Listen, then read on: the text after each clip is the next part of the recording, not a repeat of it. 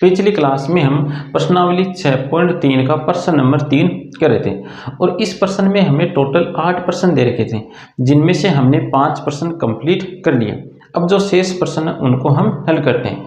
तो अगला प्रश्न देखो, इसमें हमें फलन दे रखा है gx बराबर x बटा 2 प्लस 2 बटा x और x शून्य से बड़ा है। अब हमें यहाँ पर स्थानीय निम्नतम और स्थानीय उच्चतम मान ज्ञात करने हैं। तो जो फलन दे रखा है उस फलन का अवकलन कर दो। किसके सापेक्ष करेंगे? जिस चर के पदों में लिखा हुआ है उसी चर के सापेक्ष अवकलन करेंगे। तो ये x के पदों में लिखा हुआ है तो इसका x के सापेक्ष हम अवकलन करेंगे। तो g डैश x बराबर x बटा 2 का अवकलन हो गया 1 बटा 2 प्लस 2 बटा x का अवकलन होगा माइनस का 2 बटा x स्क्वायर। अब g डैश x बराबर 0 रखो और x के मान ज्ञात करो। तो g डैश x की जगह 0 रख दो तो क्या आ जाएगा 1 बटा 2 माइनस 2 बटा x स्क्वायर बराबर 0। 2 बटा माइनस x स्क्वायर का पक्षांतरण करो तो 1 बटा 2 बराबर 2 बटा x स्क्वायर। अब कर दो वज्र गुणा, तो वज्र गुणा करने पर आएगा x स्क्वायर बराबर 4। तो यहाँ से x के 2 मान आ गए, एक तो प्लस का 2 और एक माइनस का 2। अब देखो x शून्य से बड़ा है, इस कारण हमें यहाँ पर x का मान धनात्मक ही लेना है। तो g डैश x बराबर 0 रख करके हमने x के मान ज्ञात कर लिए। अब हमें उन x के मानों को भी देखना है जिन पर ये फलन अवकलनीय नहीं हो।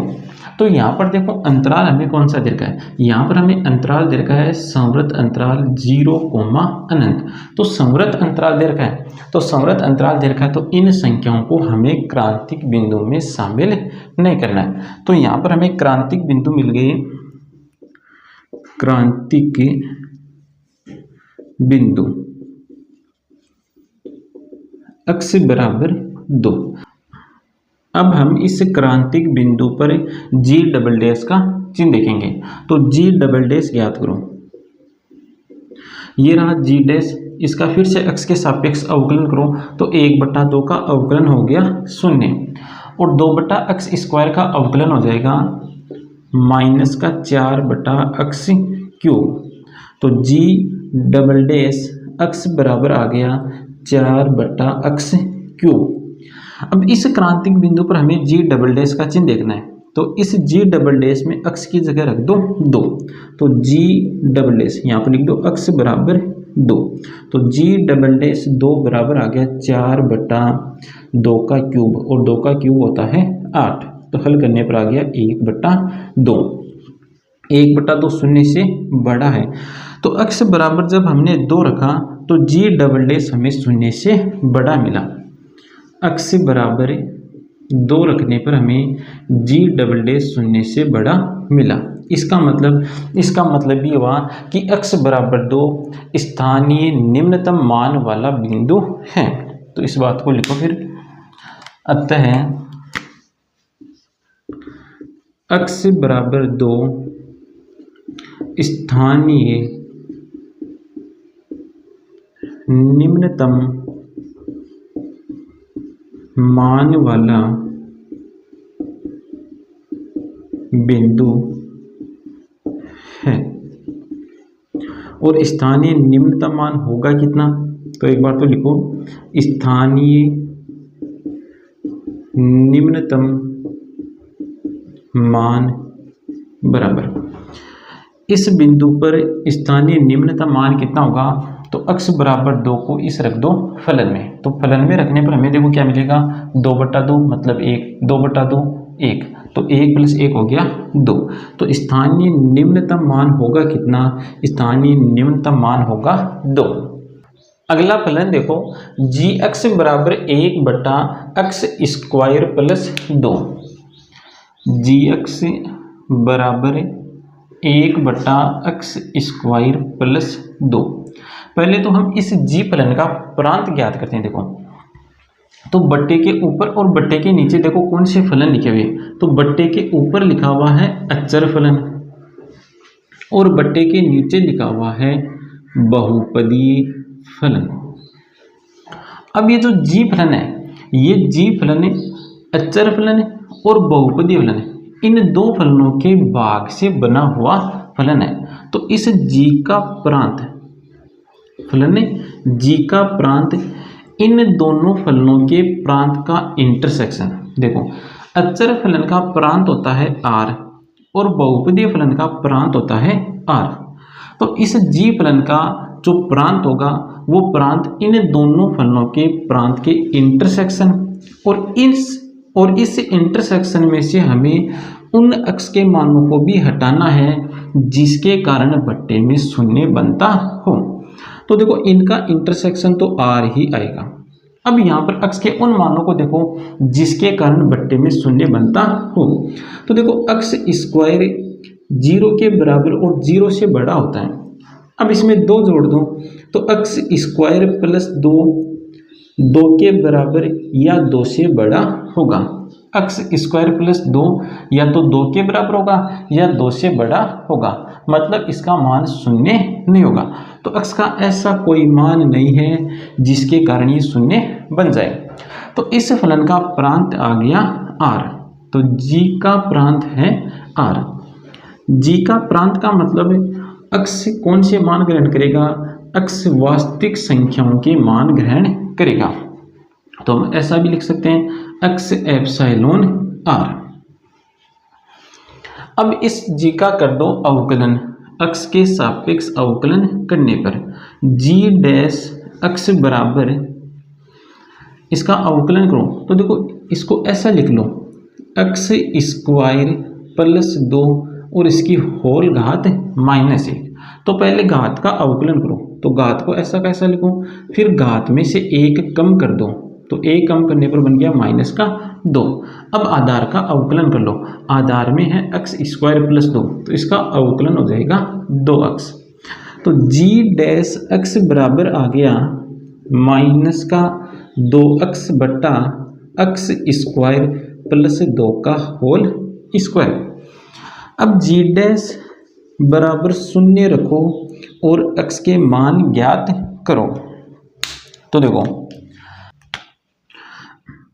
-2 अक्ष बट्टा अक्ष स्क्वायर प्लस 2 का होल स्क्वायर बराबर 0। अब देखो ये भिन्न शून्य कब होगी? ये भिन्न शून्य तब होगी जब इस भिन्न का अंश शून्य होगा, अर्थात -2 अक्ष बराबर 0। तो यहाँ से अक्ष का मान आ गया 0। अब हमें उन अक्ष के मानों को भी देखना है या उन अक्ष के मानों को ज्ञात करना है जिन पर ये फलन अवकलनीय नहीं हो। तो फलन देखो कौन सा है? फलन है परिमेय फलन, और परिमेय फलन अपने प्रांत के प्रत्येक बिंदु पर अवकलनीय होता है। प्रत्येक बिंदु पर अवकलनीय होता है, इसका मतलब हमें अक्ष का ऐसा कोई मान नहीं मिलेगा जिस पर ये अवकलनीय ना हो। तो हमें क्रांतिक बिंदु मिलेगा केवल ये। तो लिख लो इसको, अतः क्रांतिक बिंदु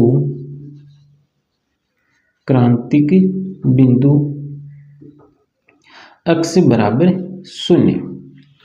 अब देखो इस प्रश्न को हम हल करेंगे प्रथम अवकलज विधि से। तो प्रथम अवकलज विधि से क्या करना होता है? क्रांतिक बिंदु ज्ञात करने के पश्चात, तो क्रांतिक बिंदु ज्ञात करने के पश्चात प्रथम अवकलज विधि में अक्ष के मानों की संख्या रेखा बनानी है। तो अक्ष के मान देखो ये रही, अक्ष के मानों की संख्या रेखा बनाओ। तो अक्ष के मान है वास्तविक संख्या, तो यहाँ पर बनाओ वास्तविक संख्या रेखा। तो इस साइड माइनस अनंत और यहाँ पर प्लस का अनंत, और हमें जो अक्ष का मान मिला है उस अक्ष के मान को भी इस संख्या रेखा पर दर्शा दो। अब यहाँ से अंतराल बना लो।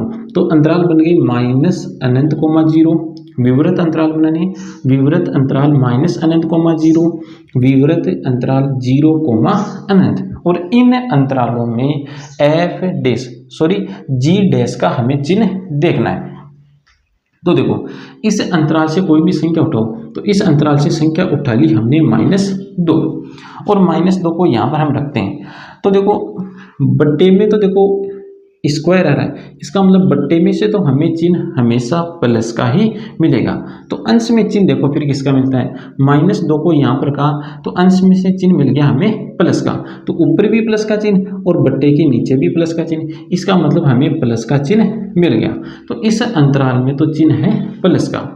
अब देखो इस अंतराल के लिए, तो इस अंतराल में से संख्या उठा लो +2 और +2 को रखो, तो ऊपर से तो चिन्ह आ जाएगा माइनस का और बट्टे के नीचे से चिन्ह आएगा प्लस का, इसका मतलब हमें चिन्ह मिल गया माइनस का। तो इस अंतराल में चिन्ह हमें मिलेगा माइनस का और इस अंतराल में हमें चिन्ह मिलेगा प्लस का। अब देखो क्रांतिक बिंदु x बराबर 0 से पहले प्लस का चिन्ह है और बाद में माइनस का चिन्ह है, इसका मतलब x बराबर 0 है उच्चतम मान वाला बिंदु। तो लिखो x बराबर 0 स्थानीय उच्चतम मान वाला बिंदु है। और स्थानीय उच्चतम मान होगा कितना, स्थानीय उच्चतम मान बराबर, तो इस बिंदु को रख दो यहाँ पर, जो मान मिलेगा वो मिल जाएगा इसका उच्चतम मान। तो यहाँ पर 0 रखने पर आएगा 1/2, तो x बराबर 0 पर स्थानीय उच्चतम मान होगा 1/2।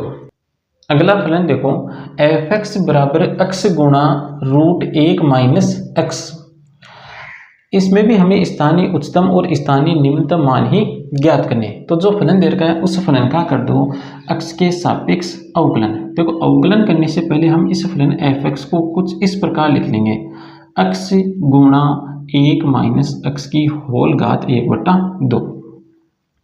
अब कर दो x के सापेक्ष अवकलन। x के सापेक्ष ही क्यों कर रहे हैं, क्योंकि ये चर x के पदों में लिखा हुआ है।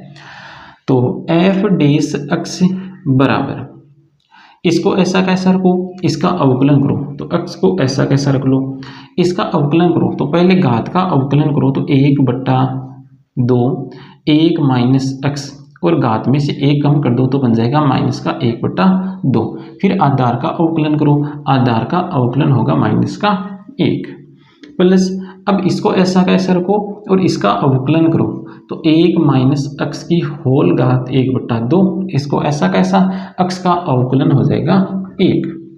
तो f(x) बराबर -x/2 गुणा 1 - x की होल घात 1/2 प्लस 1 - x की होल घात 1/2।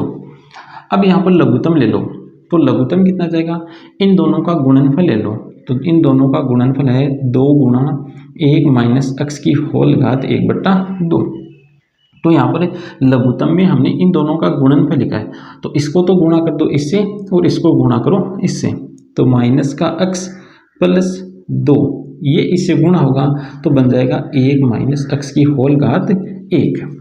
अब इसको सरल कर लो, तो f(x) बराबर देखो क्या आएगा, f(x) बराबर माइनस का x और यहाँ से माइनस का 2x, तो माइनस के हो गए 3x और प्लस का 2 बट्टा 2 गुणा 1 - x की होल घात 1/2।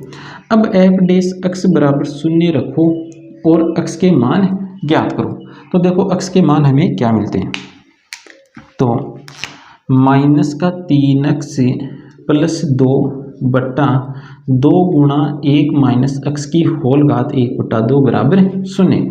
यह भिन्न शून्य कब होगी, जब इसका अंश शून्य के बराबर होगा, अर्थात -3x प्लस 2 बराबर 0। यहाँ से x का मान आ गया 2/3। अब देखो f(x) बराबर 0 रख करके हमने x का मान ज्ञात कर लिया। अब हमें उन x के मानों को भी देखना है जिन पर ये फलन अवकलनीय नहीं हो। तो यहाँ पर x के मान देखो हमें क्या दे रखे हैं, x के मान हमें इस प्रकार दे रखे हैं, विवृत अंतराल 0,1। तो यहाँ पर हमें विवृत अंतराल दे रखा है, इसका मतलब इन दोनों संख्याओं को हमें क्रांतिक बिंदु में शामिल नहीं करना है। तो क्रांतिक बिंदु हमें केवल एक ही मिलेगा और वो है x बराबर 2/3। तो लिखो क्रांतिक बिंदु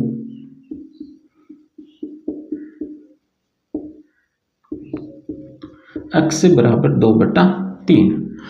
अब हम इस प्रश्न को भी प्रथम अवकलज विधि से ही हल करेंगे।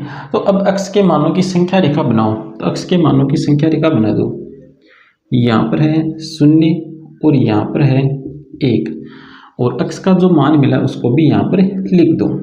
तो यहाँ से अंतराल बन गया एक तो विवृत अंतराल 0,2/3 और एक अंतराल बन गया 2/3,1 विवृत अंतराल। अब इन अंतरालों में हमें f डैश का चिन्ह देखना है। तो इस अंतराल की कोई भी संख्या उठा लो। देखो 2/3 का मतलब होता है 0.66। तो इसकी जगह ऐसा लिख लो। अब इस अंतराल से कोई भी संख्या उठा लो। जैसे इस अंतराल से हमने संख्या उठा ली 0.1 और 0.1 को रख दो f डैश में और यहाँ से चिन्ह देखो। तो देखो रूट का मान तो हमेशा प्लस का आएगा और ये दो भी प्लस का है, मतलब हर तो इसका प्लस का है। तो हर में तो चिन्ह है प्लस का। अब अंश में देखो हमें किसका चिन्ह मिलता है। तो 0.1 रखेंगे तो देखो कितना आएगा -3 गुणा 0.1 + 2। तो ये बन गया 0.3 माइनस का प्लस 2। तो यहाँ से तो हमें चिन्ह मिलेगा प्लस का। तो प्लस बट्टा प्लस चिन्ह आ गया प्लस का। तो इस अंतराल में चिन्ह है प्लस का।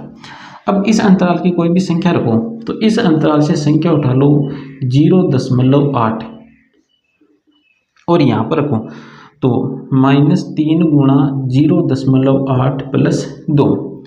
तो ये आ जाएगा -2.4 + 2। हल करने पर हमें माइनस की संख्या मिल जाएगी। तो अब अंश में चिन्ह आ गया माइनस का। हर में चिन्ह हमेशा किसका रहेगा? प्लस का रहेगा। क्यों? क्योंकि दो भी प्लस का है और रूट का मान भी हमेशा किसका होता है? प्लस का ही होता है। तो हर में तो चिन्ह है प्लस का, अंश में हमें चिन्ह मिल गया माइनस का। तो माइनस बट्टा प्लस ये क्या बन जाएगा? माइनस बन जाएगा। तो यहाँ पर हमें चिन्ह मिल गया माइनस का। इसका मतलब 2/3 से पहले प्लस और 2/3 के बाद में माइनस। इसका मतलब इस क्रांतिक बिंदु को कहेंगे स्थानीय उच्चतम मान वाला बिंदु। तो इस बात को लिखते हैं।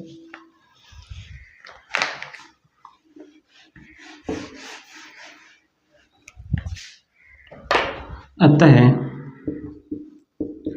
x बराबर 2/3 स्थानीय उच्चतम मान वाला बिंदु है। स्थानीय उच्चतम मान वाला बिंदु है। और स्थानीय उच्चतम मान होगा कितना? स्थानीय उच्चतम मान। तो इस क्रांतिक बिंदु को रख दो फलन में, मतलब x बराबर 2/3 पर फलन का मान ज्ञात कर लो। तो देखो 2/3 पर फलन का मान क्या आएगा? तो x की जगह 2/3 √1 - 2/3। तो 2/3 गुणा इसको हल करेंगे तो अंदर बन जाएगा √1/3। तो इसका स्थानीय उच्चतम मान आ गया 2/3 √3। यह है इस फलन का स्थानीय उच्चतम मान। अगला प्रश्न देखो, प्रश्न नंबर 4। सिद्ध कीजिए कि निम्नलिखित फलनों का उच्चतम या निम्नतम मान नहीं है। हमें यहाँ पर 3 फलन दे रखे हैं और तीनों ही फलनों में हमें यही सिद्ध करना है कि न तो इनका निम्नतम मान है और न इनका उच्चतम मान है। अब देखो सिद्ध कैसे करेंगे? तो हम क्या करेंगे, ये जो फलन हमें यहाँ पर दे रखे हैं इन फलनों का उच्चतम और निम्नतम मान ज्ञात करके देखेंगे। यदि हमें नहीं मिला तब हम लिख देंगे कि न तो इनका निम्नतम मान है और न ही इनका उच्चतम मान है। तो देखो फलन हमें क्या क्या दे रखे हैं। पहला फलन देखो f(x) बराबर e⁻x। यह है चरघातांकी फलन है और चरघातांकी फलन का परिसर होता है धनात्मक वास्तविक संख्याओं का समुच्चय, अर्थात विवृत अंतराल 0, अनंत है। परिसर का मतलब y के मानों का समुच्चय। तो y ε 0, अनंत। y किसके बराबर होता है, y फलन के बराबर होता है। तो f(x) एप्सिलॉन विवृत अंतराल 0, अनंत। अब इस अंतराल रूप को लिख लो SMA का रूप में। तो 0 less than f(x) less than अनंत। अब देखो यहाँ पर देखो दोनों ही जगह बराबर का चिन्ह नहीं है। तो बराबर का चिन्ह नहीं है, इसका मतलब न तो ये निम्नतम मान है और न ये उच्चतम मान है। तो यहाँ पर न तो इस फलन का निम्नतम मान है और न ही उच्चतम मान है। तो लिखो न तो निम्नतम मान विद्यमान है और न ही उच्चतम मान विद्यमान है। अगला फलन है gx बराबर log x। यह है लघुगणकीय फलन और लघुगणकीय फलनों का परिसर होता है वास्तविक संख्याओं का समुच्चय। अर्थात y कौन से मान ग्रहण करता है, वास्तविक संख्याएं ग्रहण करता है। इसको अंतराल रूप में इस प्रकार लिख लेंगे -अनंत, अनंत। y का मतलब फलन है यहाँ पर gx। तो gx एप्सिलॉन विवृत अंतराल -अनंत, अनंत। अब इसको SMA का रूप में लिखो। तो -अनंत less than gx less than अनंत। अब देखो दोनों ही जगह यहाँ पर और यहाँ पर दोनों ही जगह बराबर का चिन्ह नहीं है। बराबर का चिन्ह नहीं है, इस कारण न तो निम्नतम मान विद्यमान है और न ही उच्चतम मान विद्यमान है। तो लिखो न तो, ये की ये बात हमें फिर से यहाँ पर लिखनी है। तो न तो निम्नतम मान विद्यमान है और न ही उच्चतम मान विद्यमान है। अगला फलन देखो hx बराबर x³ plus x² plus x plus 1। तो इस फलन का अवकलन कर लो। तो h' बराबर 3x² प्लस 2x प्लस 1। अब h' बराबर रख दो 0 और x के मान ज्ञात करके देखो। तो 3x² प्लस 2x प्लस 1 बराबर 0। यहाँ से हम x के मान ज्ञात करेंगे श्रीधराचार्य सूत्र लगा करके। तो देखो श्रीधराचार्य सूत्र लगा रहे हैं, तो यहाँ पर a का मान कितना है, a का मान है 3, b का मान है 2 और c का मान है 1। अब श्रीधराचार्य सूत्र लगा रही हो, उससे पहले विविक्त कर ज्ञात करके देखो, अर्थात b² - 4ac ज्ञात करके देखो। यदि ये धनात्मक है तब तो यहाँ पर हमें x का मान मिल जाएगा, और यदि ये ऋणात्मक है तब यहाँ पर हमें x का कोई मान नहीं मिलेगा। तो ज्ञात करके देखते हैं। देखो b का मान है 2, तो 2 का स्क्वायर हो गया 4 माइनस 4ac। ac कितना बनेगा 3, 3 4 से गुणा होकर बन गया 12। तो हल करने पर आ गया -8, अर्थात 0 से छोटा। तो यहाँ पर विविक्त कर 0 से छोटा है। इसका मतलब ये हुआ कि यहाँ पर हमें x का ऐसा कोई मान नहीं मिलेगा जिसके कारण ये शून्य बन जाए। तो यहाँ पर x का ऐसा कोई मान नहीं है जिसके कारण ये शून्य हो। तो यहाँ से तो हमें x का कोई मान नहीं मिलेगा। अब देखो ये फलन कौन सा है, तो फलन है बहुपदीय फलन, और बहुपदीय फलन अपने प्रांत के प्रत्येक बिंदु पर अवकलनीय होता है। मतलब हमें x का ऐसा कोई मान नहीं मिलेगा जिस पर ये अवकलनीय नहीं हो। तो देखो दोनों ही जगह से हमें x का कोई मान नहीं मिल रहा है, मतलब हमें यहाँ पर कोई क्रांतिक बिंदु नहीं मिला। यहाँ पर कोई क्रांतिक बिंदु नहीं है। तो कोई क्रांतिक बिंदु है ही नहीं, तो क्रांतिक बिंदु नहीं है तो न तो स्थानीय निम्नतम मान होगा और न ही स्थानीय उच्चतम मान होगा। तो ये बात फिर से हमें यहाँ पर लिख देनी है। तो आज की क्लास में इतना ही, आगे के प्रश्नों को हल करेंगे हम नेक्स्ट क्लास में।